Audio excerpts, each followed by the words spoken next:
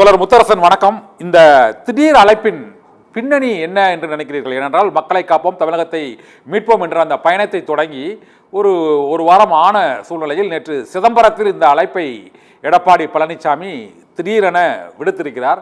இந்த ரத்தன கம்பள அழைப்புக்கு இடதுசாரிகளின் பதில் என்ன சார்?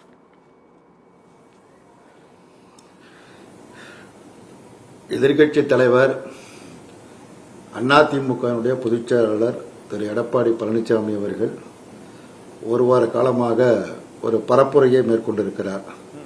இந்த பரப்புரையில் அவர் சொல்வது தமிழகத்தை மீட்போம் என்கிற முழக்கத்தை முன்வைத்திருக்கிறார்.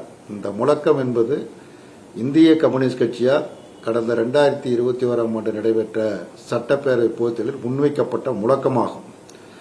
அப்பொழுது அதிமுக பாஜகவோடு கூட்டணியில் இருந்தது. ஆகவே தமிழகத்தை மீட்க வேண்டும் என்கிற முழக்கத்தை இந்திய கம்யூனிஸ்ட் கட்சி முன்வைத்தது. நாங்கள் வைத்த அந்த முழக்கத்தை இரவல் பெற்று இன்றைக்கு அவர் மீட்போம் என பேசி வருகிறார். இரண்டாவதாக, அவர் பிரச்சாரத்தை தொடங்கிய பொழுது முதல் கூட்டத்திலேயே கம்யூனிஸ்டுகள் இருக்கும் இடம் தெரியவில்லை, அவர்களது முகவரியே இல்லை, தேடிக்கொண்டிருக்கிறோம், தேய்ந்து விட்டார்கள் என்று பரப்புரை செய்ததை அனைவரும் அறிவார்கள். ஒரு வாரத்திற்கு பின்னால் சிதம்பரத்தில் நேற்று நடந்த கூட்டத்தில் கம்யூனிஸ்டுகளுக்கும் விடுதலை சிறுத்தைகளுக்கும் அழைப்பு விடுத்து, நாங்கள் எங்கள் அணிக்கு வந்தால் ரத்தன கம்பளம் விரித்து உங்களை நாங்கள் வரவேற்போம் என்று புன்னகையோடு தெரிவித்திருக்கிறார். அவர் சென்று கொண்டிருக்கிற பாதை என்பது ரத்தன கம்பளம் அல்ல, இரத்த கரைபடிந்த கம்பளம் என்பதை எடப்பாடி அவர்கள் உணர வேண்டும், புரிந்து கொள்ள வேண்டும். ஒன்றிய உள்துறை அமைச்சர் திரு அமித்ஷா அவர்கள் திமுக பாஜக கூட்டணி அரசாங்கம் தான் அமைப்போம், பாஜகவில் அங்கம் பெறும் என்று ஒரு முறை அல்ல பல முறை திரும்ப திரும்ப கூறி வருகிறார்.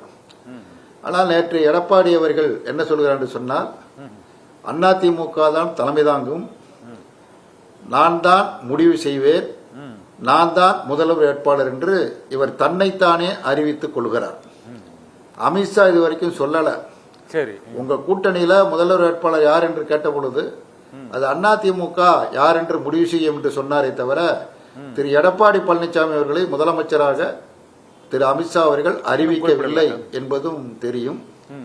ஒரு பொருந்தாத கூட்டணி, இயல்பற்ற ஒரு கூட்டணி, ஒரு செயற்கையாக உருவாக்கப்பட்டிருக்கிற கூட்டணி, அந்த கூட்டணி ஏதோ ஒரு பலமாய்ந்த கூட்டணி என்பதை போல ஒரு தோற்றத்தை தமிழகத்தில் உருவாக்குவதற்கும் தனது கட்சி தொண்டர்களை நம்ப வைப்பதற்கும் அவர் முயற்சிப்பதோடு, திமுக கூட்டணியில் இருக்கக்கூடிய இந்திய கம்யூனிஸ்ட் கட்சி, மார்க்சிஸ்ட் கட்சி, விடுதலை சிறுத்தைகள் போன்ற கட்சிகள் எங்கள் அணிக்கு வர வேண்டும் என்று அழைப்பு விடுத்திருக்கிறார்.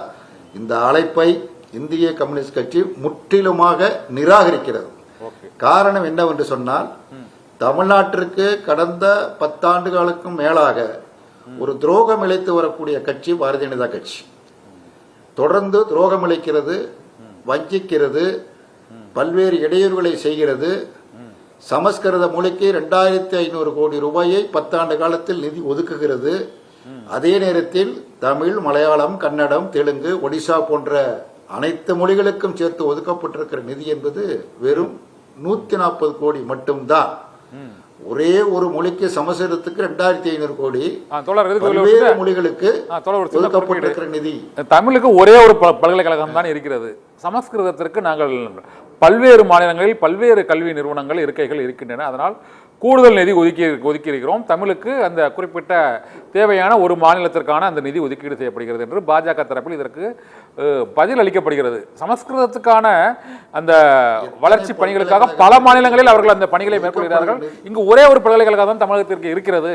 இதனால் நாங்கள் அந்த அளவுக்கு தான் நாங்கள் நிதி ஒதுக்க முடியும்னு அவங்க சொல்றாங்க.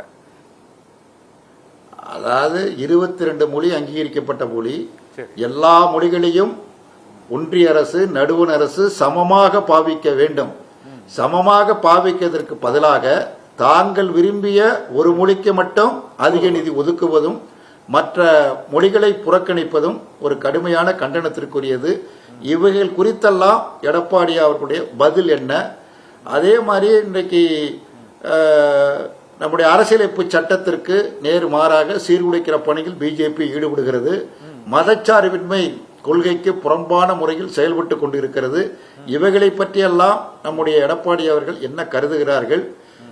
நிதி ஒதுக்கீடு செய்கிற பொழுது பட்ஜெட்ல தமிழகம் புறக்கணிக்கப்படுகிறது. பாஜக ஆளுகிற மாநிலம் அல்லது பாஜகவுக்கு வேண்டிய மாநிலங்களுக்கு அதிக நிதி ஒதுக்கப்படுகிறது. இயற்கை சீற்றத்தால் தமிழகம் தொடர்ந்து பாதிக்கப்பட்டிருக்கிற நிலையில் அந்த நிதியை ஒதுக்காமல் புறக்கணிக்கிறது. பல்வேறு வகைகளிலும் தமிழ்நாட்டை புறக்கணிக்கிற வஞ்சிக்கிற ஒரு கட்சியோடு சேர்ந்து கொண்டு தமிழகத்தை மீட்போம் என்று யாரை ஏமாற்றுவதற்கு எடப்பாடி பழனிசாமி அவர்கள் பேசுகிறார்கள். இன்றைக்கு அவருடைய பிரச்சாரம் என்பது தன்னை தற்காத்துக் கொள்ள, கட்சியை அல்ல தன்னை தற்காத்துக் கொள்ள இந்த பரப்புரையை அவர் மேற்கொண்டிருக்கிறார்.